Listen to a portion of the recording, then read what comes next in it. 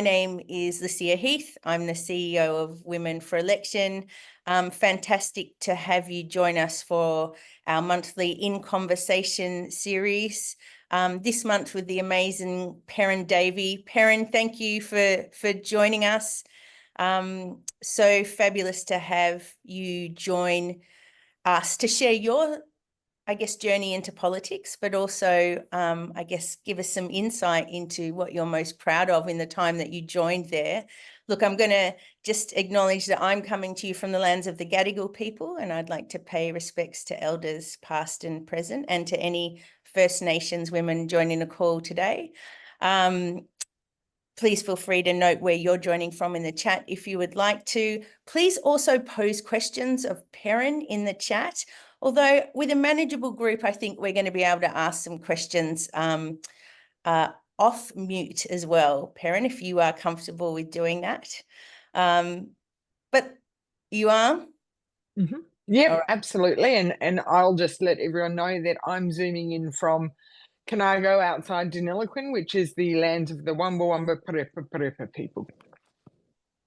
Thank you. Thanks, Perin. Look, let's get straight into it, because we like to focus on a couple of things in these sessions. One is the political journey itself, but the other is probably starting a bit earlier than that, and you just talking to us about what your life was before you entered politics. What was your career? Would you say that you were always a political beast? Would you say that was always going to be a hard no from you? It's interesting seeing different people's journeys, but tell us a little bit about your life before politics.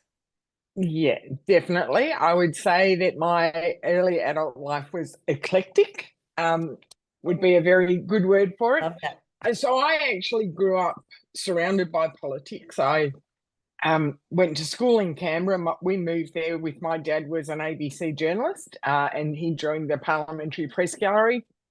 And then he became a political staffer and then a political operative. So he ended up as the federal director of the Nationals. But I remember very early on having, my parents had dinner parties. We were never excluded from the dinner parties. We were always there, but, you know, children should be seen and not heard. Yeah. But all ears flapping, listening to everything. And my parents would have their friends come in from a range of political backgrounds, and they would have robust debates and discussions. And often there were loud voices, you know, very direct conversations, but always at the end of it, can I get you another beer? And it was in the days when you were encouraged to agree to disagree and have those debates. And it wasn't, oh, you're from that side of politics, I can't talk to you. So that framed a lot of my thinking towards politics, but it also made me swear that I would never go into politics. And so I was the sort of more rebellious youth, and I left school. I did a cadetship in journalism. Then I went to do my 1 year gap year, which turned into 5 years. I worked in hospitality in Africa, started my own company in Africa, and came home, was a car park attendant, pizza cook, school bus driver, teacher's aide, political lobbyist, media advisor for a senator for a short while, farmer's wife, farm admin assistant, you name it, I'll try my hand at it. All colouring me up to give me a vast range of experiences and an awful lot of empathy. I actually stopped writing at a certain point because I couldn't keep track of all of the things. Although I think one thing you have missed out, were you an extra in different TV shows at one stage too? Oh, of course, yes, because my dream as a child, I was going to be a movie star. That was my goal. Yeah, you lived I didn't bit out. I didn't realize how much work is involved in actually becoming a movie star. So credit to all the movie stars out there. But when I came back from overseas, I and I was doing my car park attendant, and I rejoined the Army Reserves. I forgot that I was a soldier in the Army Reserves for 15 years. And I signed up with an agency that did extra work. So I was an extra. I think I'm probably one of the only extras in the world who's been typecast. I was a very good prostitute Oh, as an Lord. extra. I was my key claim to fame was as a prostitute on two hands, standing behind Heath Ledger. So that's Oh. my I also did The Matrix and got to shoulder bump Keanu Reeves during the woman in the red dress scene. So yep, I've ticked off the Hollywood blockbuster from my bucket list. It was just I had to scratch out starred. So I think the summation there is eclectic is right. So Yes. that's such a diversity of experience. And this was still under the banner, I assume, of a hard no to politics. So Yeah.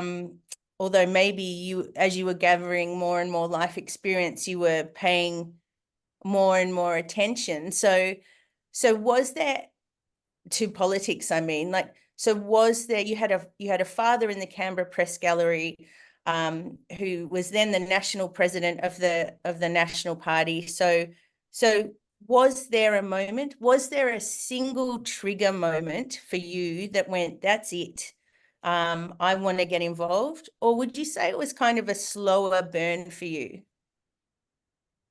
There was a particular trigger moment, but getting involved in politics, and Dad was federal director, he worked for the federal president, but Right. there was a bit of a slow burn. I got picked up by a lobbying firm in Canberra, and they wanted someone who had an inroad into the Nationals, but also who could be broader. And I worked with them for a number of years in Canberra for a variety of clients, people like eBay, the Australian Wheat Board, pharmacy companies, and things like that. So that got me really engaged in like inquiries and how to respond to inquiries and the actual processes of Parliament. Then I married my farmer husband, and I got a job working with a company here in Deniliquin on the implementation of the Murray-Darling Basin Plan. I got a 12-month contract that I could potentially still be doing because we haven't finished the implementation of the Basin Plan 15 years later. But I worked there for 7 years and became their corporate affairs manager, and then branched out and started my own consultancy. So I was engaged and I was advising people on how to respond to politics. I was looking at legislation, so I was across it. I was still sort of a no, but warming to the idea, because when I moved to Deniliquin, the local branch of the Nationals reached out. They asked me to join the Nationals Women's Council, which had only just started up at the time. So I started to get more engaged in a party, and doing more. I joined the party's central council. I was speaking more at a party level on policy motions, and there was one female politician who I really respected and looked up to, who actually tapped me on the shoulder once and said, Pez, you would be great. You should think about politics. But I was still a hard no. I was like, no, it's not for me. I like being the advisor. I like being behind the scenes. And then there was a little issue that broke in the public domain about water policy, not about my political engagement whatsoever, but about water policy that I was working in at the time. And then people started saying, oh, that's such a shame. You can't go into politics now. And I thought, why not? Yeah. Yes, I can, because while this storm in a teacup of an issue was brewing at the time, I knew I'd done nothing wrong.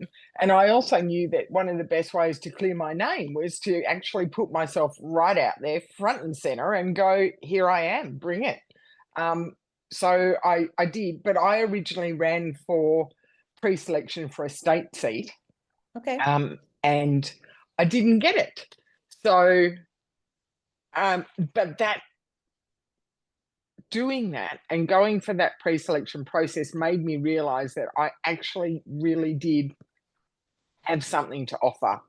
So standing in that room, trying to plead my case and responding to the questions that I was getting, I thought, I can do this.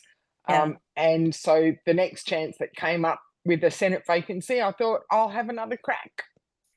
I love that. I love that, you know, now you can't join politics. There's almost like an act of defiance to start with about, well, watch me, watch me. Yeah. But so can you give me a bit of a timeline between when you ran for pre-selection for the state seat and then when your election was for 2019? How much earlier was it? 2 years. So, 2? yeah, it would have been, so it was about 12 months between the two pre-selections. Mm-hmm.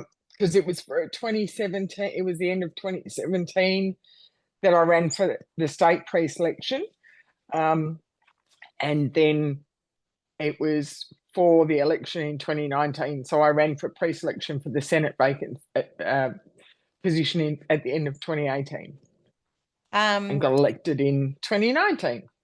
Yes, amazing. So elected to the Senate for New South Wales for the National Party in 2019, and we're gonna come to that journey in a second. But I just want to reflect on a couple of things you said there. I guess that resonates with the training we do at Women for Election. But you got tapped on the shoulder by a woman politician that you admired. I think we're finding that on average it takes 5 taps on the shoulder of a woman before she would choose to run. So you're beating the average. And then the other is that it takes on average 3 times to run or run for pre-selection before getting elected as well. So you did it in 2. So I think it's just a message that I really like to emphasize and that all our trainers emphasize in our training, which is the faster you start the journey, the closer you are to getting elected, because you don't always get up the first time. Does that resonate with you? It does, but I would also say that I had, because I wasn't going to be a politician, but I was getting engaged. And I like to always say this to people. If you're interested in politics, there is only a small number of elected positions available, but there is a vast range of ways you can contribute through the organisations or through other activities. And so it might have taken me more efforts had I not already been engaged in the party, in our central executive, speaking on our policy motions. People knew my name. And they knew what I was passionate about. So it's important to do the hard words. It's important to also, though, know what you want to do and where you're going to be. Not everyone's going to get it. I would also say it's really important. My dear mother-in-law gave me some very good advice once. She said, sometimes it's not the winners people remember, but the losers. So how you lose is so important. And I took that on board when I lost my first pre-selection. You know, the way we do it, congratulations to so-and-so, you've won. Does anyone else want to say something? And I thought, well, I'll stand up and I'll congratulate them and I'll, support them in their efforts to get elected, which I did. And that also paid off big time. Whereas I have run against people who lost and may not have lost so graciously. Right. And that is always a talking point. It's like, oh, remember when so-and-so spat the dummy? So that's how they get remembered. Yeah. Fascinating. Thank you. And I completely agree with you. And, a lot of women that come to our training aren't necessarily focused on running, but they might be focused on understanding more about how they can get involved, whether it be in a party structure, whether it be helping another woman get elected. There's a role, there literally is a role for everyone, but raising profile in the case you've just given is such an important piece, especially as you're entering pre-selection. We run masterclasses on pre-selection, but let's go now to 2019. So you are elected, Perin, like it's 2019. Take us back to that moment. And I guess the first year, I mean, you had, 6 years in Parliament. But the first year, like, thrilling, I assume, in many ways, but also a learning curve. Like, how how quickly did you feel so much to learn? And I think you were you given leadership positions or a whip position pretty quickly as well? It's like, talk to us about Day the first one. year. Day one. Yeah. Day Okay. one, I was I'm going to use the term elected very loosely. I was appointed the Nationals whip in the Senate on day one, which automatically made me a deputy government whip in the Senate because Scott Morrison was Prime Minister, so we were the government, which was so daunting because even though I had worked for over a decade in political advisory roles and lobbying, and I knew the process, you never know what it's like to be on the other side of the desk until you're there. It is incredibly isolating. And all of a sudden, so the only people who get it are the other senators. So you're there, like even your staff and your friends who you've known for years, but until you're there, so all of a sudden your sort of family becomes your fellow senators when you're in Canberra, when you're in Parliament, because they understand what you're going through. But also, they're also the people you can possibly trust the least because they're all trying to get on top of the ladder, and often that happens at the expense of someone else. So, as much as I love them, I love my political family, and there's ways you trust them, and there's ways you're always aware that self-interest is going to win out at the end of the day. But in saying that, it's also incredibly rewarding.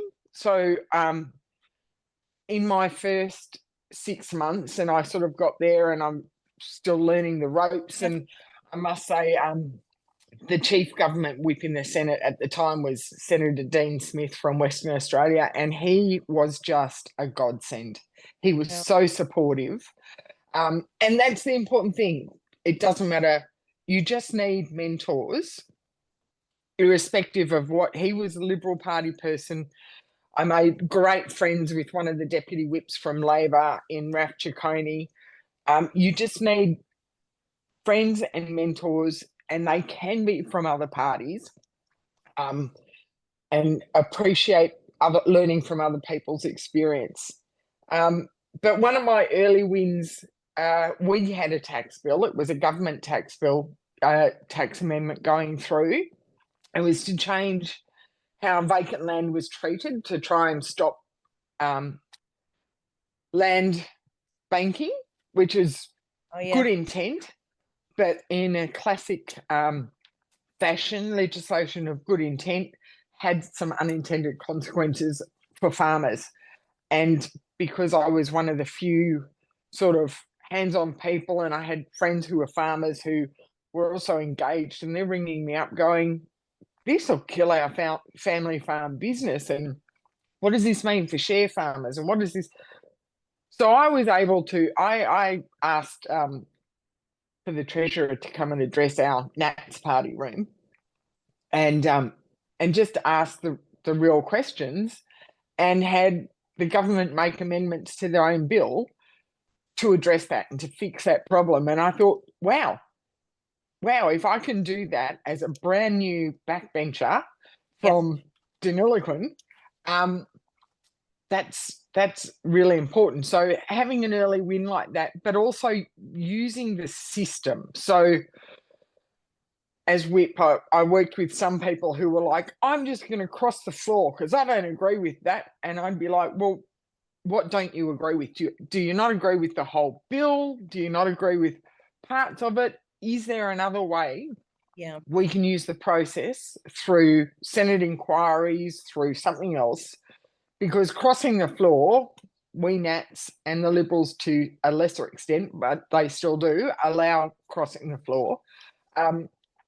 But it should never be done lightly. It is, you've got to know that that is your die in a ditch issue to cross the floor on, because people remember it, and they remember why you did it. If you're just trying to do it to make a name for yourself, it doesn't always work. But if you're doing it for legitimate reasons, good on you for standing by your values. Yeah. Well, I think having a win early in your Senate career, I'm sure it bolstered you for kind of future wins and, you know, future kind of challenges as well. I'm so happy to hear about kind of cross-party mentoring and support that you were experiencing as well. And I just, are there frequent opportunities for senators or maybe for people in the House of Reps to get to know other people in those chambers across parties? I think you've got to make it for yourself. I do think it happens probably more easily in the Senate because in the Senate there is very rarely a majority, so you have to negotiate everything. And so you are always aware that how you treat people can influence how things are negotiated. But also, I mean, it's smaller in the Senate. There's only 75 of us, so easier to get around.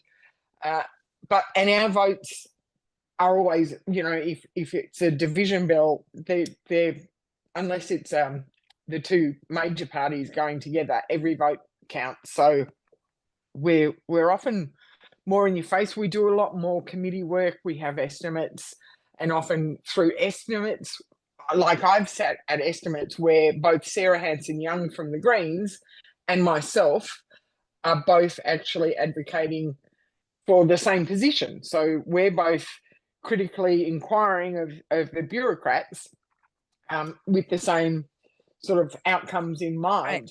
Right. Yeah. So it does open it up. I do know that in the lower house people have friends across party lines, but I think it is easier and happens more naturally in the Senate. Yeah. Yes, those are some important notes to make. I think look, I have a couple more questions, but and then I'm happy to kind of open it up to the floor. But you talked about, you know, as a solid win that you got in your first year as a senator. But when you think of your parliamentary career, and you've been in estimates, you've been on probably countless committees over those years as well. Is there one thing that sticks out where that you are particularly proud of, or where you just know that your experience and your contribution is the thing that made the difference? We'd love to hear it. Yeah, there is. I mean, obviously, highlights becoming deputy leader of the Nationals, getting shadow ministries, was absolutely fantastic. Not nothing, amazing. Not nothing. The work I did there, but I was there during COVID, and that was an absolute, like, it was terrible. But also being a regional mother and living close to a border bubble, or in a border bubble finally, but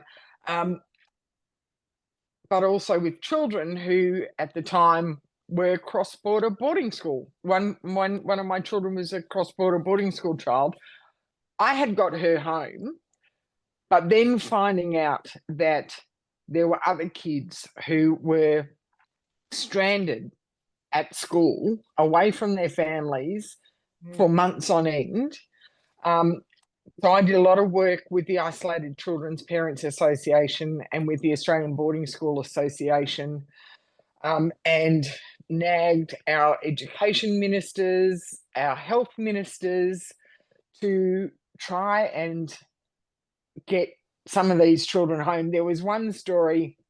There were two young boys from north of Broken Hill in New South Wales, but they were at school in Victoria. And thinking that COVID wouldn't last long, they had elected to stay at school. Yep. And 4 months later, the school was fantastic, but the school psychiatrist was ringing the parents going, I'm really worried about your children's well-being. We have to find a way to get them home. And I did. We got them home, and they drove past Jerilderie, which is a town 45 minutes away from me, on their way home.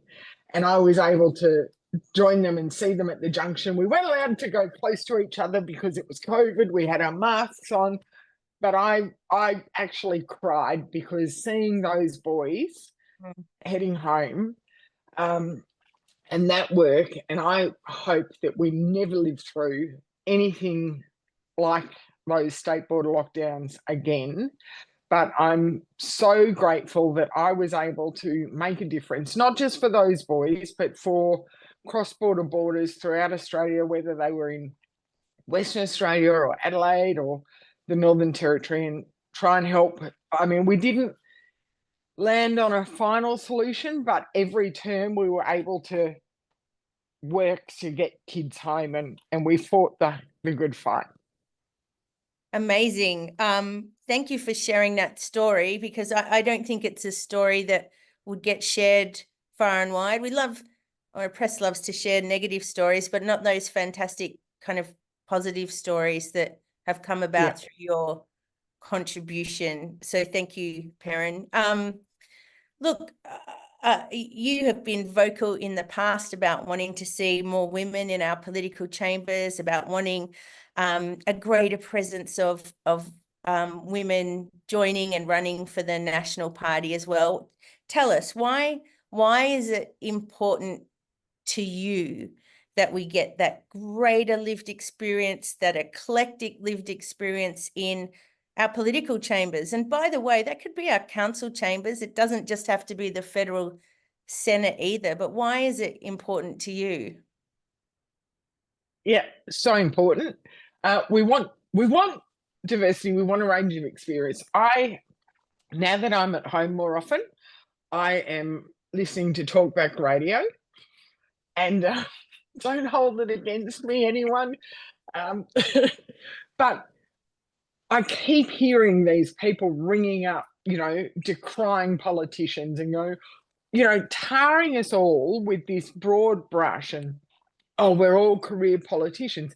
And we all don't want career politicians. Even politicians don't want career politicians. So the only way to avoid getting career politicians is by getting out there and finding people, male, female, I don't care.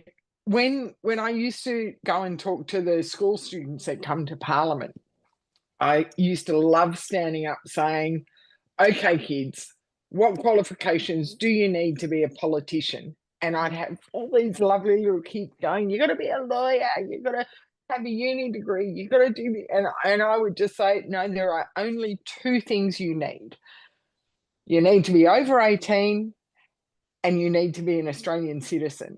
But I'd also point out, you don't need to be born in Australia. You just need to be an Australian citizen and willing to renounce any other citizenships you may have. We'll put that out there too. But that's all you need. So you don't need a uni degree. And you look at, in the past, a lot of people used to laugh about Ricky Muir, the guy from the four-wheel driving party in Victoria who ended up as a senator by accident. But by all accounts, he worked so hard while he was there, and he took it so seriously, and good on him. And he took that experience, his life experience, into that place, and he made a difference while he was there. And I think that's really important. So we should all think about what we can give rather than what we haven't got. So, I mean, because I didn't get a uni degree until I had 2 children. And I don't really talk about that much because it was in public relations, and sorry, but you don't need that. You just need experience, and you need empathy. That's what you need. You need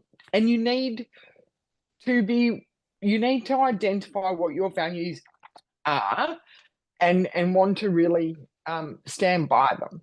But I would say if you're going into politics because you want to be a politician, you're going into it for the wrong reason. That quote, even politicians don't want career politicians. Like, I just think that's fantastic. And yes, we get less career politicians when we have just normal everyday people, men and women, getting involved. So I could not agree with you more. And obviously that's what Women for Election is trying to do, in terms of shine or just light that fire in women, that the work they're already doing out in community every day, PS, they always have been,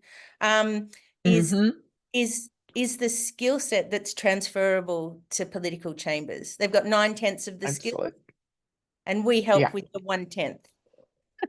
Although what I will say, we don't want career politicians, but I will say to anyone that once you are in politics, you are a career politician, because that is your career. So there's the difference between the people who spend their whole lives trying to be a politician and they don't get that breadth of experience.